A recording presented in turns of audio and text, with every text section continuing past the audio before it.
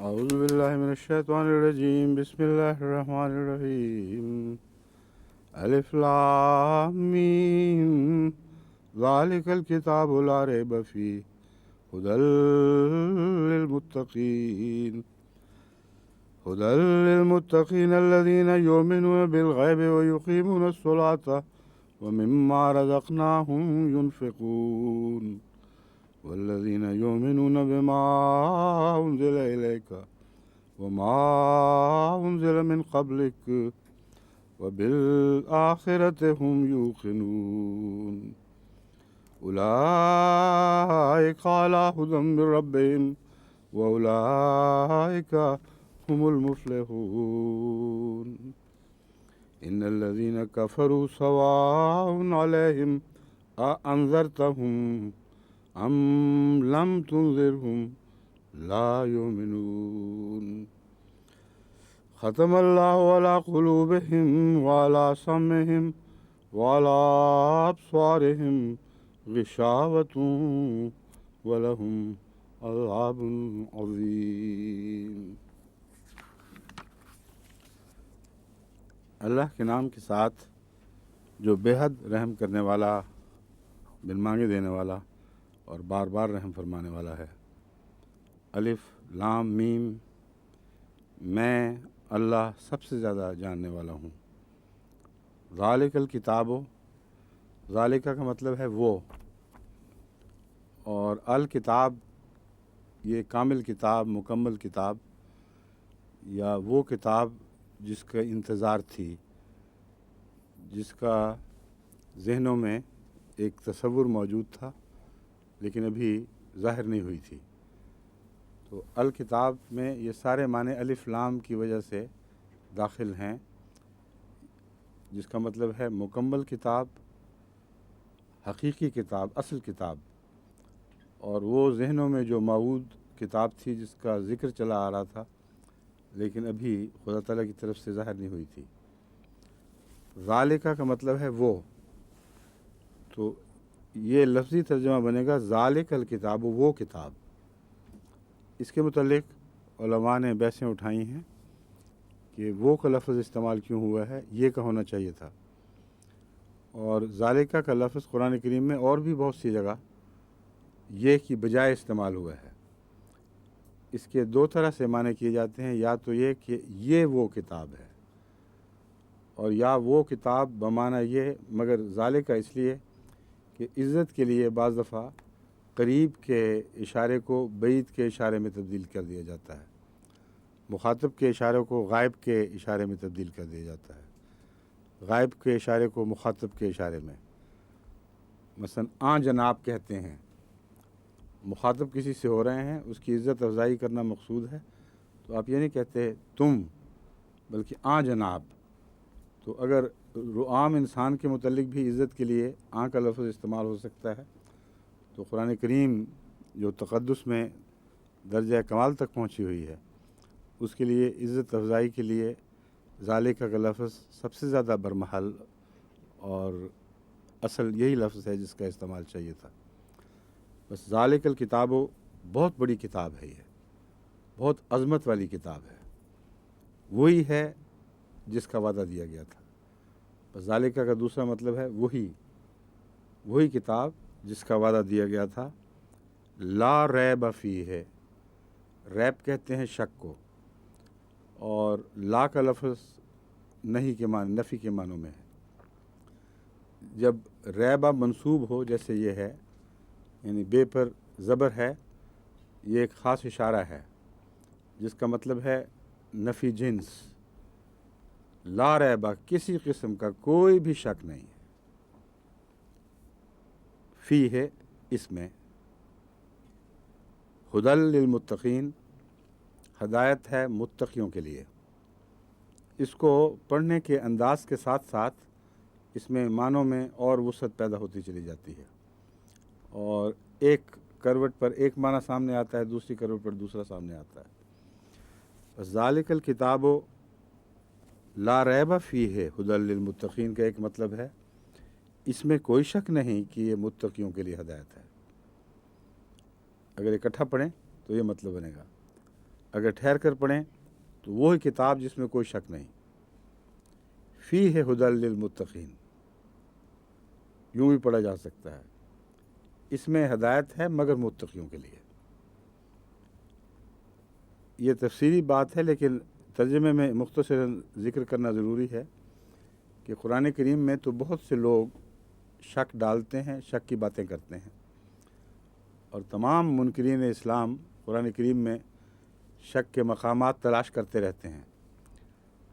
اعلان یہ ہے کہ اگر متقی ہو کوئی تو اس کو کہیں کوئی شک کی جگہ دکھائی نہیں دے گی، لیکن اگر دل تقوی سے خالی ہو، خدا کے خوف سے عاری ہو، تو اسے بے شک شک دکھائی دے۔ وہ کتاب کا شک نہیں، اس کے نفس کا شک ہے۔ بس قرآن کریم میں جہاں کہیں بھی کسی پڑھنے والے کو کوئی شک معلوم ہو، اتنا ہی اس کا نفس قرآن کے معنی سے دور ہے۔ اس لیے اصلاح نفس کی ہونی چاہیے، نہ کہ قرآن کریم کی۔ بس ایسے موقع پہ جو مومن ہیں وہ تقوی سے کام لیتے ہیں، اور تقوی کے ذریعے ان کو ہدایت ملتی ہے۔ تقوی کا طریق یہ ہے کہ انسان خدا کے حضور سر تسلیم خم کر دے کہ اس میں کوئی شک نہیں، میرے نفس میں جو ریب پیدا ہوا ہے، میں تجھ سے مدد چاہتا ہوں۔ پہلے ہی دعا مدد کی سکھائی جا چکی ہے کہ تو میرا شک دور فرما دے اور میری فطرت کو اور میری فہم کو عین قرآن کے مطابق کر دے۔ اگر یہ دعا کرتے ہوئے آپ ترجمہ پڑھیں یا تفسیر پڑھیں تو اللہ تعالیٰ کے فضل سے جگہ جگہ خدا آپ کی خود رہنمائی فرمائے گا، اور بہت سے ایسے توہمات اور شکوک قرآن ہی دور کر دے گا، کسی اور کتاب میں جانے کی ضرورت نہیں ہے۔ متقین کی پھر تعریف ہے۔ متقی کیا ہیں؟ ہر آدمی اپنے آپ کو متقی کہہ سکتا ہے، میں خدا کا خوف رکھتا ہوں، یعنی مذہب کی طرف منسوب ہونے والے سبھی کہہ دیتے ہیں ہم متقی ہیں، مگر ان کی کچھ شرطیں ہیں۔ الذین یؤمنون بالغیب، متقی وہ ہیں جو غیب کی باتوں پر بھی ایمان لاتے ہیں۔ جو دکھائی دے دے اس پر ایمان لانا تو ہر کس و ناقص کا کام ہے، اور اگر نہ ایمان لائے دیکھی ہوئی چیز کو تو اس کو ضدی، جھوٹا اور اندھا بھی کہہ سکتے ہیں۔ مگر وہ بات جو دکھائی نہ دے اور یقین ہو کہ کہنے والا سچا ہے، اس پر ایمان لانا تقوی کی نشانی ہے۔ دوسری بات یہ فرمائی گئی، یؤمنون بالغیب و یقیمون الصلاۃ، اور نماز کو قائم کرتے ہیں، یعنی ان کا عمل ان کے ایمان کی گواہی دیتا ہے۔ جس ذات پر غائبانہ ایمان لاتے ہیں وہ ایمان اتنا قوی ہے کہ جیسے وہ ذات سامنے کھڑی ہو، اور اس کی عبادت سے سر منہ بھی ذرہ بھر بھی کوتاہی نہیں برتتے۔ نماز کو قائم کرتے ہیں۔ قائم کرنے کا مضمون بہت وسیع ہے، اس کا لفظی ترجمہ ہے کھڑا کرتے ہیں۔ کھڑا اس چیز کو کیا جاتا ہے جو گرتی ہو، تو نماز تو خود کھڑا کرنے کے لیے ہے، پھر نماز کو کیسے کھڑا کرتے ہیں؟ نماز تو قرآن تو تقوی پیدا کرنے کے لیے ہے، پھر پہلے تقوی کی کیا ضرورت ہے؟ یہ سارے مضامین ہیں جو تفسیری بحثوں سے تعلق رکھتے ہیں۔ مختصراً جواب یہ ہے کہ نماز کا حق ادا کرنا آسان کام نہیں، انسانی نفس بار بار اس کو گراتا ہے، اور تقوی کے ساتھ ہدایت اس لیے منسوب ہے کہ اگر دل ٹیڑھا ہو تو ہدایت صحیح ہوتے ہوئے بھی صحیح دکھائی نہیں دے گی۔ آنکھ میں اگر خرابی ہو تو ٹیڑھا دیکھتی ہے، اس کا یہ مطلب تو نہیں کہ ساری دنیا ہی ٹیڑھی ہو گئی۔ تو یہ ہے اس کا مضمون کہ اس میں کوئی شک نہیں، اگر شک دکھائی دے تو اپنی نظر کو ٹھیک کرو، اس کا علاج کراؤ، اور اگر نماز گرتی ہے تو تمہارا قصور ہے۔ نماز کو قائم کرنے کی کوشش کرو، اس کے لیے بہت محنت چاہیے۔ ہمیشہ توجہ کو خدا کی طرف مبذول رکھنا بہت مشکل کام ہے، اور خدا کی مدد کے بغیر ممکن نہیں۔ وَمِمَّا رَزَقْنَاهُمْ يُنْفِقُونَ، اور جو کچھ ہم انہیں عطا کرتے ہیں اس میں سے وہ خرچ کرتے ہیں۔ اس میں تمام مذہب کا خلاصہ آ گیا ہے، تعلق باللہ، عبادات اور حقوق العباد، اور یہی مذہب کا خلاصہ ہے۔ بس الف لام میم کے بعد پہلی 2 آیتوں ہی میں تمام اسلام بلکہ ہر مذہب کا خلاصہ بیان ہو گیا۔ اول مذاہب کا مقصد خدا سے تعلق قائم کرنا ہے، جو عبادت کے ذریعے قائم ہوتا ہے، اور اگر عبادت درست ہو تو تعلق درست رہے گا، اگر عبادت میں کجی آ جائے تو تعلق میں کجی رہے گی۔ دوسرا پہلو ہے وہ لوگ صرف خدا کی طرف نہیں جھکتے، خدا کے بندوں سے بھی حسن سلوک کرتے ہیں، اور جو کچھ اللہ فرماتا ہے ہم نے ان کو عطا کیا اس میں سے خرچ کرتے ہیں۔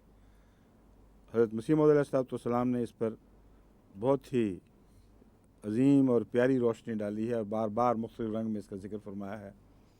مما رزقناہم سے مراد تمام طاقتیں، صرف مال نہیں ہے، انسانی ذہن، انسانی جسم، جسمانی اور ذہنی طاقتیں، قلبی طاقتیں، روحانی طاقتیں، اور اموال جو ان طاقتوں کے استعمال سے خدا کی فضل سے نصیب ہوتے ہیں، ان سب میں وہ خدا کی خاطر دین کا اور بنی نوع انسان کا حصہ رکھتے ہیں۔ یقیمون الصلاۃ کے بعد ینفقون کے ساتھ یہ نہیں فرمایا کہ یہ بندوں پر خرچ کرتے ہیں یا دین پر خرچ کرتے ہیں، اس کو کھلا رکھ دیا ہے۔ اس کی وجہ یہ ہے کہ یہ مضمون دراصل اس میں شامل ہے، جو ہم اسے عطا کرتے ہیں اس میں سے خرچ کرتے ہیں ہماری مرضی کے مطابق، جو دینے والا ہے اس کی مرضی کے خلاف تو خرچ نہیں ہو سکتا۔ بس فرمایا کہ ہم دیتے ہیں تو وہ خرچ کرتے ہیں انہی راہوں پر جن میں ہم چاہتے ہیں، اور وہ راہیں دین کی بھی ہیں اور دنیا کی بھی ہیں، مگر نیت خدا کی خاطر جس نے عطا کیا ہے، اس لیے وہ سارے خرچ نیکی بن جاتے ہیں، خواہ وہ انسان پر کیے جائیں، کیونکہ دینے والے کی خاطر، دینے والے کی رضا کے تابع ہوتے ہیں۔ اس کی اب لفظی کچھ ترکیب بتا دی جائے۔ یہ وہ کتاب ہے جس میں کوئی شک نہیں، فیہ کا مطلب ہے اس میں، فی کا مطلب ہے میں، یہ میں نے یہ، ہدن ہدایت، لے کا مطلب ہے لیے، اردو میں بھی لے کا مطلب لیے ہے، متقین تقوی اختیار کرنے والے، یہ اسم ہے متقیوں کا۔ الذین مطلب ہوتا ہے جو لوگ، الذین یؤمنون جو لوگ ایمان لاتے ہیں۔ یہ لفظ یؤمنون مضارعہ کا صیغہ ہے، جس میں 2 معنی پائے جاتے ہیں، ایک حال کے اور ایک مستقبل کے اور ایک استمرار کے، ان دونوں کے ملانے سے بنتے ہیں۔ اس کا مطلب یہ ہے کہ وہ اللہ پر ایمان لاتے ہیں اور ایمان لائے چلے جاتے ہیں، ان کے ایمان میں کوئی سقم واقعہ نہیں ہوتا، کوئی رخنا نہیں پڑتا۔ یا وہ لوگ بھی شامل ہیں جو آئندہ ایمان لائیں گے۔ وَيُقِيمُونَ، غیب کا مطلب غیب ہی ہے، بے کا مطلب ہے ساتھ، پہلے بتا چکا ہوں، بسم اللہ، اللہ کے نام کے ساتھ۔ یقیمون بھی یومنون کی طرح مضارعہ کا صیغہ ہے، نماز قائم کرتے ہیں، نماز قائم کرتے چلے جاتے ہیں، اور آئندہ بھی نمازوں کو قائم کریں گے۔ ینفقون پھر وہی مضارعہ کا صیغہ ہے، وَمِمَّا رَزَقْنَاهُمْ يُنْفِقُونَ جو کچھ ہم نے انہیں عطا فرمایا وہ اس میں سے خرچ کرتے چلے جاتے ہیں، اپنے اوپر روک کر نہیں رکھتے، اور جیسا کہ میں نے بیان کیا خرچ ان راہوں پہ کرتے ہیں جو دینے والے کی راہیں ہیں۔ دوسری تعریف پھر فرمائی، وَالَّذِينَ يُؤْمِنُونَ بِمَا أُنزِلَ إِلَيْكَ۔ غیب پر ایمان ایک مبہم لفظ ہے، اور غیب پر ایمان کے نتیجے میں بظاہر یہ انسان کو اختیار ہے کہ ہر انہونی بات پر ایمان لے آئے، جو دکھائی نہیں دیتی، جو سمجھ نہیں آتی، اس پر بھی ایمان لے آئے۔ اس کی ایک نفی تو اللہ تعالیٰ پہلے ہی بیان فرما چکا ہے. جو انہونی باتوں پر ایمان لائیں اور فرضی باتوں پر ایمان لائیں ان میں عمل کی طاقت نہیں ہوتی. اس لیے عمل کا ذکر فرما کر ان کے ایمان کا درجہ اور اس کی نوعیت کو واضح فرما دیا. پھر مزید بتایا کہ ایمان بالغیب لانے والا صرف غیب تک نہیں رہتا بلکہ حاضر پر بھی ایمان لانا پڑتا ہے، جو غیب سے طلوع ہوتا ہے، جو غیب سے وجود میں آتا ہے. اور غیب خدا اپنے انبیاء کے ذریعے اپنے جلوے دکھاتا ہے. بس وہ یہ نہیں کہہ سکتے کہ ہم تو غیب پر ایمان لائیں گے، حاضر پر نہیں لائیں گے. غیب انبیاء کے ذریعے حاضر میں تبدیل ہوتا رہتا ہے. اس لیے دوسرا طبی نتیجہ ان کے ایمان کا یہ ہے کہ والذین یؤمنون بما انزل الیک، یعنی حضرت محمد مصطفیٰ صلی اللہ علیہ وآلہ وسلم کو مخاطب کر کے فرمایا کہ وہ لوگ ایمان لاتے ہیں اور لاتے رہیں گے ہر اس بات پر جو تیری طرف اتاری گئی ہے. وما انزل من قبلک، اور ہر اس بات پر بھی جو تجھ سے پہلے اتاری گئی تھی. اس لیے پھر شرک فی رسالت کا جو عجیب و غریب ایک بےہودہ تصور پیش کیا گیا، اس کا کوئی وجود ہی نہیں چھوڑتا قرآن کریم. آغاز ہی میں بتا دیا اے محمد صلی اللہ علیہ وسلم، تجھ پر تیری وجہ سے ایمان نہیں لاتے بلکہ غیب سے ظاہر ہونے والے خدا کے کلام پر ایمان لاتے ہیں. وہ تیرے ذریعے ظاہر ہوتا ہے اور کامل صورت پر تجھ پر نازل ہوا ہے، اس لیے تجھ پر ایمان شرط ہے لیکن یہاں کھڑا نہیں ہو جاتا. ہر اس بات پر ایمان لاتے ہیں جو پہلے اتاری گئی. وبالآخرۃ ہم یوقنون، اور وہ آخرت پر یقین رکھتے ہیں. یہ وہ آیت ہے جس پہ کافی مولویوں کی طرف سے لے دے کی گئی ہے، اس لیے ترجمے سے کچھ زیادہ یہاں بیان کرنا ضروری ہے. اول تو باقی ترجمہ بھی میں نسبتاً کھول کر تشریح کے ساتھ مختصر تشریح سے بیان کر رہا ہوں تاکہ ذہن نشین ہوتا رہے. یہاں یومنون نہیں فرمایا بلکہ بالآخرۃ ہم یوقنون فرمایا ہے. آخرت کیا ہے اور یقین کیوں فرمایا گیا؟ مولوی کہتے ہیں کہ اس میں بعد میں آنے والی وحی کا ذکر نہیں بلکہ یوم آخر کا ذکر ہے. حالانکہ مضمون وحی کا چل رہا ہے. مضمون یہ ہے یؤمنون بما انزل الیک وما انزل من قبلک. اچانک آخرت کی بات کیوں شروع ہو گئی؟ وہ کہتے ہیں دلیل یہ ہے ہماری کہ ایمان لانا تو انبیاء پر اور وحی پر ایمان لانا فرض ہے، یقین نہیں ہوا کرتا. اس لیے یقین کا لفظ ثابت کرتا ہے کہ یہاں ایمان کی بات چھوڑ دی گئی ہے، کوئی اور بات شروع ہو گئی ہے. لیکن ان سے آپ پوچھیں کہ آخرت پر یقین رکھنا ضروری ہے یا ایمان لانا ضروری ہے، تو اچانک وہ حیران ہو جائیں گے، کیونکہ ان کے عقیدے میں یہ بات داخل ہے کہ اللہ پر، فرشتوں پر، کتاب پر، رسولوں پر اور آخرت پر ایمان لانا ضروری ہے. کہیں یقین کا لفظ نہیں آیا. اس لیے یقین کا تعلق مستقبل کی ان باتوں سے ہے جو ابھی وجود میں نہیں آئیں، اور ایمان کا تعلق ان باتوں سے ہے جو وجود میں آ چکی ہیں یا جن کا وجود میں آنا اتنا یقینی ہو چکا ہے کہ آخرت کو بھی اس وجہ سے اس میں داخل کر لیا گیا. بس یوم آخر پر ہر جگہ ایمان کا ذکر ملے گا، یقین کا ذکر نہیں ملے گا. آخرت ایک وسیع مضمون ہے، اس میں یوم آخرت کو شامل کیا جا سکتا ہے، اسے انکار نہیں ہے. کیونکہ جب مضمون کو کھلا چھوڑ دیا جائے تو ایسا لفظ اس کے لیے استعمال کر لیا جاتا ہے جو مختلف پہلوؤں پر دوسرے مضمونوں پر بھی اطلاق پا سکے. اس لیے یقین ان معنوں میں آخرت پر میرے نزدیک جائز ہے. میں تو مولویوں کو صرف بتانے کے لیے کہہ رہا ہوں کہ جو تم دلیلیں دے رہے ہو وہ تو تمہارے خلاف پڑتی ہیں، ورنہ حقیقت یہ ہے کہ آخرت پر یقین ان معنوں میں کہ ہوگی تو یہ ہمیں پتہ ہے کہ ہو جائے گی. لیکن آخرت کے لفظ نے مضمون کھول دیا ہے، اور آخرت کا معنی آخر کے ایام سے بھی ہے۔ جو چیز بعد میں آئے اس کو آخرت کہتے ہیں، اور قرآن کریم نے آخرین کا بہت ذکر فرمایا ہے، کثرت کے ساتھ آخرین کا ذکر فرماتا ہے، اولین آخرین اولین آخرین۔ تو اولین اول لوگ ہیں، اور آخرین آخرت میں آنے والے لوگ ہیں۔ جو اس دنیا کی آخرت میں آئیں گے اس دنیا کی آخرت کی بحث نہیں ہے۔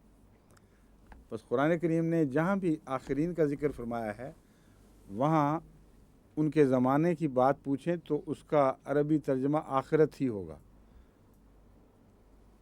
آخرت میں آنے والے آخرین کہلاتے ہیں، اور قرآن کریم میں جن آخرین کا ذکر ہے وہ اس دنیا کے آخرین ہیں۔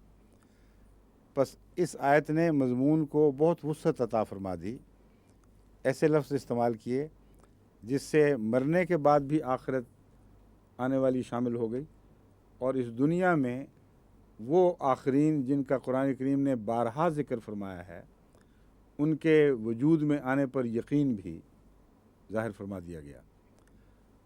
ان پر ایمان نہیں ہے، اس زمانے پر ایمان ہے کہ وہ زمانہ آنے والا ہے، خواہ مرنے کے بعد آئے یا اس دنیا میں آئے، جس میں کچھ آخرین پیدا ہوں گے، اور ان کا تعلق موعود باتوں سے ہے۔ اس لیے حضرت مسلم موعود نے یہ بہت ہی عظیم الشان ترجمہ فرمایا کہ وہ آخرت کی موعود باتوں پر، بعد میں آنے والی موعود باتوں پر یقین رکھتے ہیں، اور اس پر علماء شور مچا رہے ہیں کہ نعوذ باللہ من ذالک قرآن کریم میں مانوی تحریف کر دی گئی۔ حالانکہ جیسا کہ میں نے ثابت کیا ہے قرآنی محاورے کے عین مطابق یہ ترجمہ ہے، اس لیے اسے آخرت ہی چھوڑ دیں آپ تب بھی کوئی فرق نہیں پڑتا۔ آخرت پر یقین رکھتے ہیں کہہ دیا جائے تو جماعت احمدیہ کے موقف کو ذرہ بھی نقصان نہیں، کیونکہ لفظ آخرت قرآن کریم کے حوالے سے آخرین کے زمانے کو کہیں گے، خواہ وہ اس دنیا میں آخرین پیدا ہوں یا مرنے کے بعد آئیں، لیکن جو مرنے کے بعد آئیں گے ان کو قرآن کریم میں کہیں آخرین نہیں فرمایا گیا۔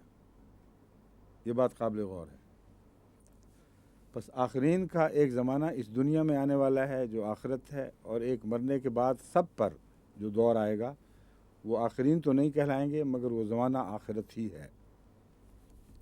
وبالآخرت، آخرت پر، بے جو ہے اس کا معنی ساتھ بھی کیا گیا تھا، اب یاد رکھیں اس موقع پر اس کا معنی ہے پر۔ آخرت کے ساتھ یقین رکھتے ہیں نہیں ہے، بلکہ بے بمعنی پر ہے، آخرت پر یقین رکھتے ہیں۔ اولئک علی ھدی من ربہم، یہ وہ لوگ ہیں جو ہدایت یافتہ ہیں۔ بس وہ وعدہ جو شروع میں کیا گیا تھا ھدی للمتقین، اس کی تشریح فرما کر اعلان کر دیا گیا کہ یہ وعدہ پورا ہو گیا۔ یہ صفات جن میں پائی جائیں گی ان کو یقیناً ہدایت ملے گی، بلکہ ہدایت مل چکی ہے۔ اولئک علی ھدی من ربہم، یہ لوگ تو ہدایت پا گئے جن میں یہ صفات پائی جاتی ہیں، اور اپنے رب کی طرف سے ہدایت پا گئے۔ اولئک ھم المفلحون، اولئک جمع کا صیغہ ہے، وہ لوگ۔ بس اولئک کا مطلب ہے یہ سارے لوگ یا وہ تمام لوگ، علی کا مطلب ہے پر، ہدن ہدایت، من ربہم، من کا مطلب ہے سے، رب کا مطلب ہے رب، اور ہم کا مطلب ہے ان یا اپنا، تو ربہم اپنے رب، من ربہم اپنے رب کی طرف سے۔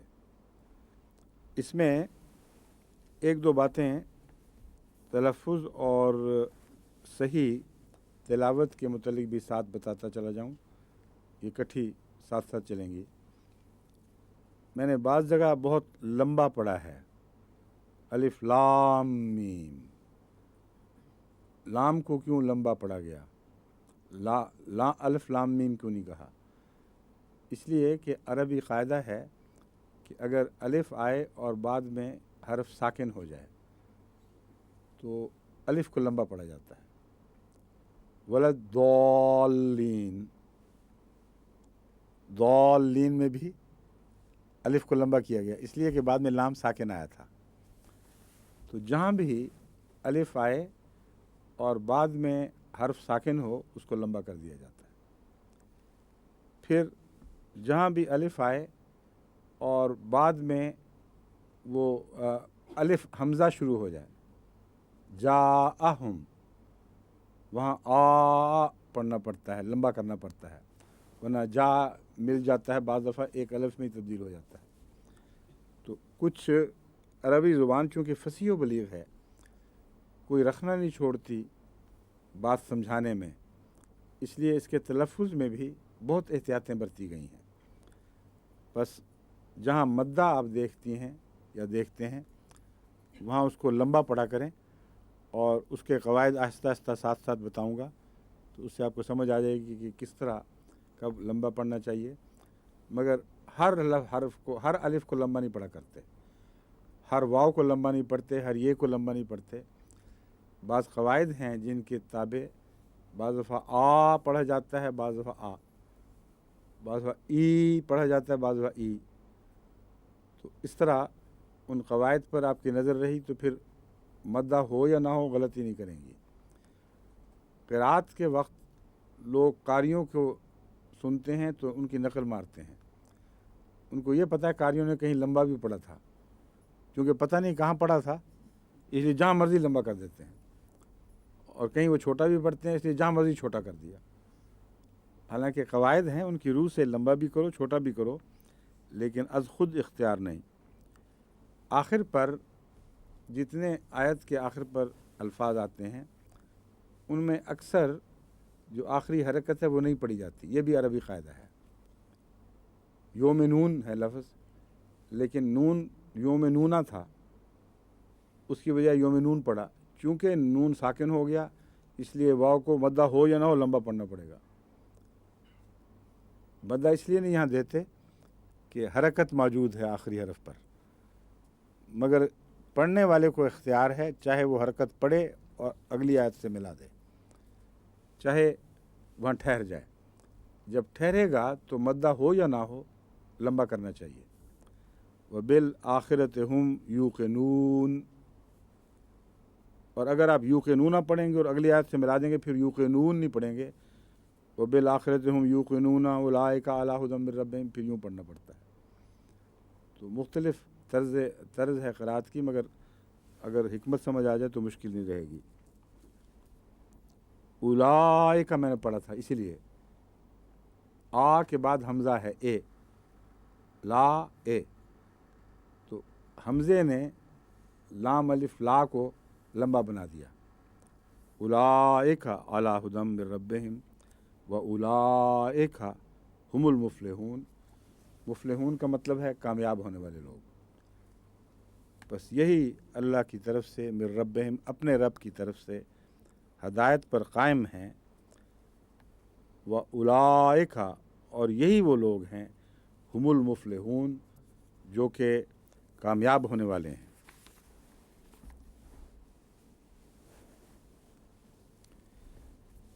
ان الذین کفروا سواء علیہم، یہاں واء حمزہ آیا ہے نا آ کے بعد، اس لیے اس کو لمبا کرنا ہے.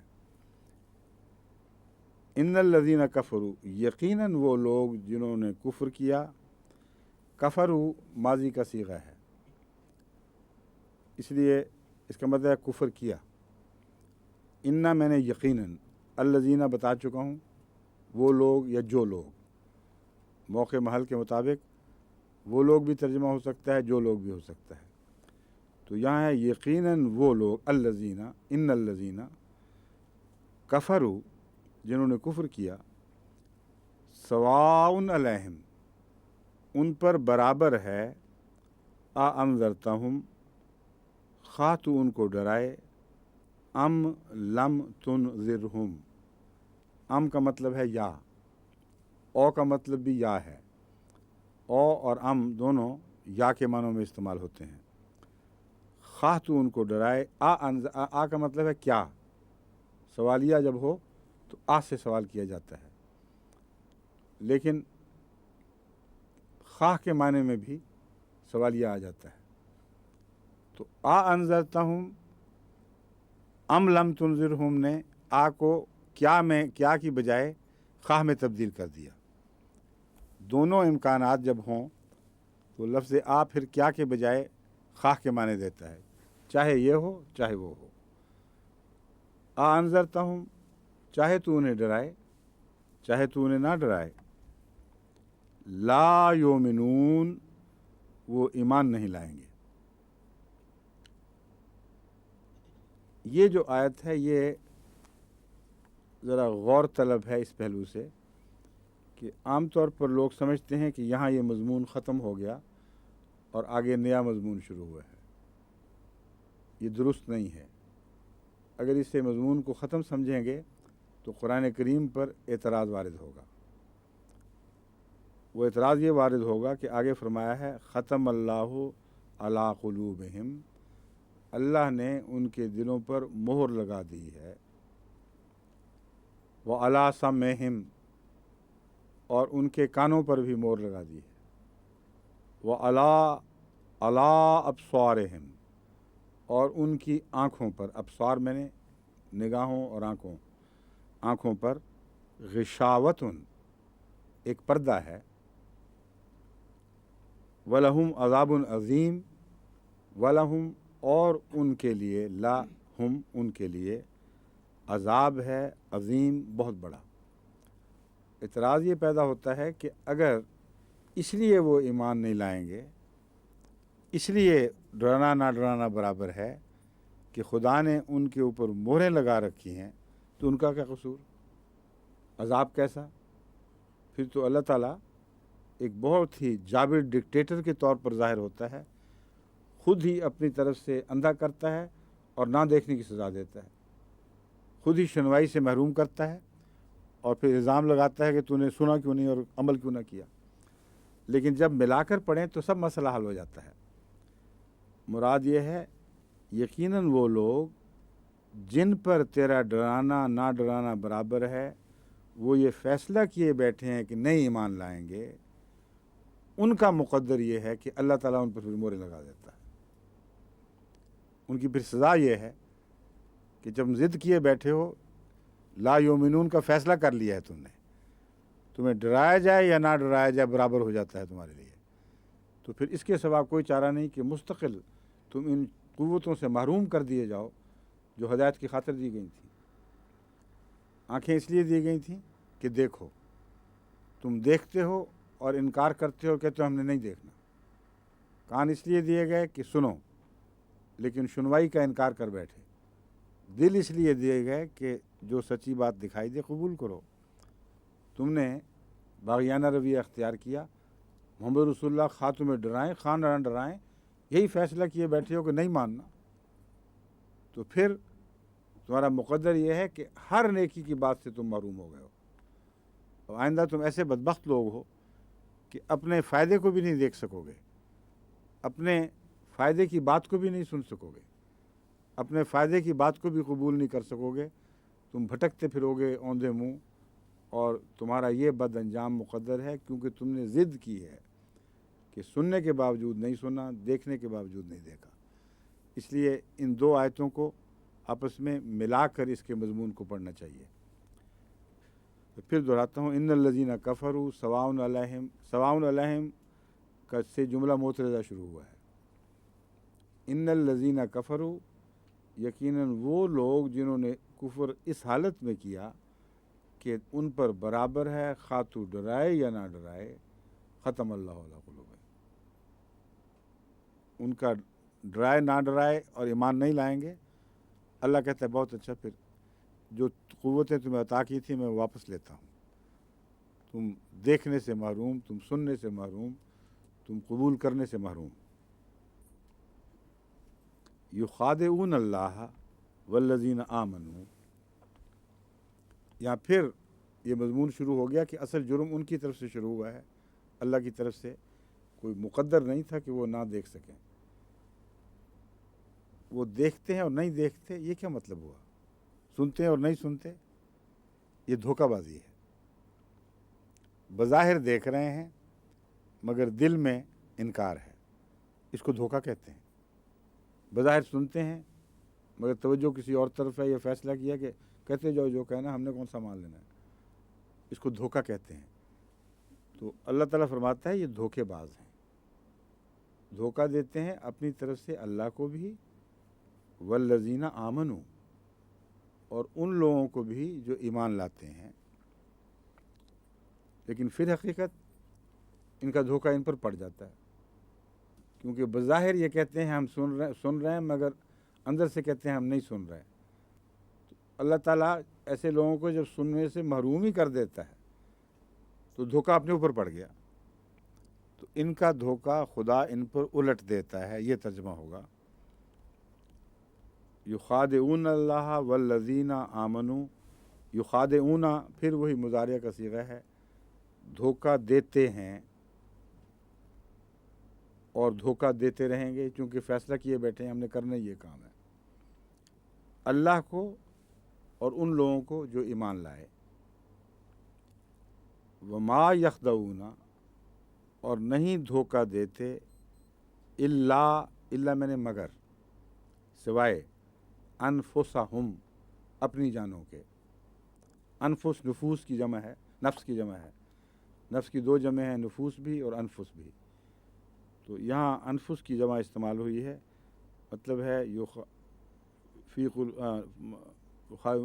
الا انفسہم وما یشعرون، اور شعور نہیں رکھتے اس بات کا کہ ہو کیا رہا ہے، یعنی سوچنے کی طاقت ہی ان کی مسلوب ہو گئی ہے، وہ سمجھتے ہیں ہم کامیاب ہو گئے، ہم نے دھوکہ دے دیا، حالانکہ خود اپنے نفس کو ہی دھوکہ دے رہے ہیں اور اس بات کا شعور نہیں ہے۔ فی قلوبہم مرض، کیا اچھا ہم سارے انہوں نے بتایا کہ آیت بھی چھوٹ گئی ہے۔ وشاوتم ولہم عذاب عظیم کے بعد ایک آیت تھی جو چھوڑ کر میں غلطی سے آگے نکل گیا، وہ ہے وَمِنَ النَّاسِ مَن یَقُولُ آمَنَّا بِاللَّهِ، اور لوگوں میں سے ایسے بھی ہیں جو کہتے ہیں، کتنا وقت رہ گیا؟ ٹھیک ہے، 1 منٹ پہلے انگلی کھڑی کر دینا۔ من یقول، جو کہتا ہے، یقول واحد کا صیغہ ہے، من الناس، لوگوں میں سے، یہ گروہ کے لیے بھی استعمال ہو جاتا ہے، جمع کے معنوں میں بھی استعمال ہو جاتا ہے، اس کا یہ ترجمہ جائز ہے۔ اور لوگوں میں سے کچھ ایسے بھی ہیں جو کہتے ہیں، یا لوگوں میں سے ایسا بھی ہے کوئی جو یہ کہتا ہے، مگر بات کی آیت بتا رہی ہے کہ جمع میں کرنا ضروری ہے، کیونکہ فرمایا وہ من الناس، لوگوں میں سے ایسے بھی ہیں جو کہتے ہیں آمنا باللہ، ہم ایمان لائے، آمنا ہم ایمان لے آئے، باللہ یہاں بے کا مطلب ساتھ نہیں بلکہ پر، آمنا باللہ ہم اللہ پر ایمان لے آئے، وبالیوم الآخر، یا آخرت پر نہیں فرمایا، یوم آخر پر ایمان لے آئے، وما ہم بمومنین، وہ ایمان نہیں لا رہے ہوتے، یہ دھوکہ ہے جس کی طرف اشارہ فرمایا گیا۔ یخادعون اللہ والذین آمنوا، دھوکہ دیتے ہیں اللہ کو اور ان کو جو ایمان لائے ہیں، لیکن فی الحقیقت وما، حال یہ ہے، در حقیقت بات یہ ہے، وما یخدعون الا انفسہم، سوائے اپنی جانوں کے کسی کو دھوکہ نہیں دیتے، وما یشعرون، اور شعور نہیں رکھتے، فی قلوبہم مرض، ان کے دلوں میں مرض ہے، یہ ختم سے پہلے کی ہے۔ اللہ تعالیٰ جو فرماتا ہے کہ ہم نے ظلم نہیں کیا، زبردستی ان کو محروم نہیں کیا، ان کے دل میں مرض ہے، فزادہم اللہ مرضا، اللہ نے اس مرض کو بڑھنے دیا تاکہ باہر آ جائے پھوٹ کے، پہلے وہ مرض چھپی ہوئی تھی اور دھوکے سے چھپائی بھی انہوں نے، مگر یہ دھوکہ دے نہیں سکیں گے، اللہ ایسا انتظام فرمائے گا کہ ان کی مرض پھوٹ کر باہر نکلے گی اور ضرور یہ لوگ ننگے ہوں گے۔ وَلَهُمْ عَذَابٌ عَلِيمٌ بِمَا كَانُوا يَكْسِبُونَ، اور ان کے جھوٹ کے نتیجے میں وَلَهُمْ عَذَابٌ علیم، اور ان کے لیے ہے لہم अज़ाबुन अलीमुन, दर्दनाक अज़ाब, बेमा कानू यकज़िबून, बेमा इस वजह से जो वो झूठ बोला करते थे।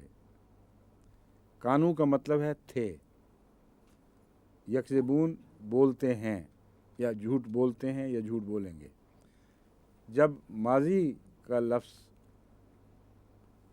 मुज़ारिया से पहले आ जाए तो मुज़ारिया के मज़मून को माजी में बदल देता है। वमा कानू यकज़िबून ये माजी के इस्तिमरार पर दलालत करता है, यानी हमेशा ये किया करते थे। बस उनको दर्दनाक अज़ाब मिलेगा इस वजह से, बेमा इस वजह से कि कानू यकज़िबून वो हमेशा झूठ ही बोला करते थे। व इज़ा क़ील लहुम ला तुफ़सिदू फ़िल अर्द, और जब उनसे कहा जाता है, क़ीला मैंने कहा जाता है, क़ाला का क्या मतलब है? कहा, और क़ाला से मजहूल क्या है? क़ीला। तो कहीं अरबी कुरान करीम में लफ्ज़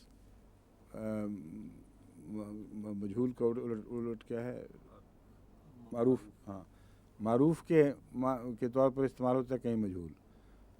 क़ाला का मतलब है कहा, क़ीला का मतलब कहा गया। तो इज़ा क़ीला लहुम, जब उन्हें कहा जाता है या जब भी उन्हें कहा गया, ला तुफ़सिदू फ़िल अर्द, कि देखो ज़मीन में फ़साद न करो, वो क्या जवाब देते हैं? क़ालू इन्नमा नहनु मुस्लिहून, वो कहते हैं ओहो हम ही तो हैं जो इस्लाह करने वाले हैं, इस्लाही जमात हमारी तो है, और तुम हमें कह रहे हो फ़साद न बर्पा करो। अला इन्नहुम हुमुल मुफ़सिदून वलाकिन ला यशऊरून, सुनो ख़बरदार यही मुफ़सिद हैं, लेकिन इनको शऊर नहीं है कि ये मुफ़सिद हैं। बाकी इंशाल्लाह फिर कल है ना, हैं? अब क्या हो गया आपको, इतना थोड़ा वक्त देते हैं? कल क्या होगा? अच्छा, ठीक है, ठीक है। अच्छा, अस्सलाम वालेकुम, खुदा हाफिज़।